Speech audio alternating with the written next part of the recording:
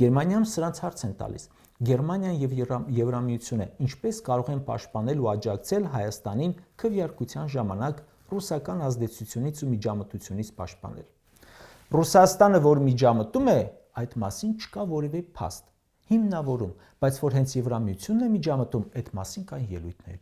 Չմոռանամ շեշտել, որ արևմտյան այդ ազդեցությունը միայն Եվրամիության ազդեցությունը չէ,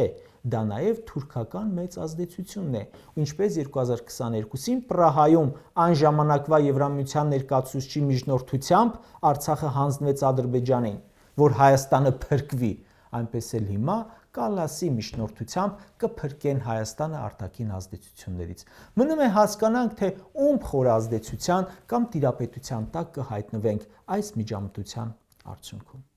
Կարճ ասած, չկա ՔՊԱ-կանների ու նրանց ղեկավարի որևէ ելույթ, որ չսկսի ու չավարտվի ինքնիշխանության մասին ձևակերպումներով։ Հայաստանի Հանրապետության ինքնիշխանությունը այսօր վերջին շնչում է։ Իրենք հասկացել են, որ բանը բուրդ է, ընտրություններում տանուլ են տալու ու դիմել են դրսի հովանավորներին։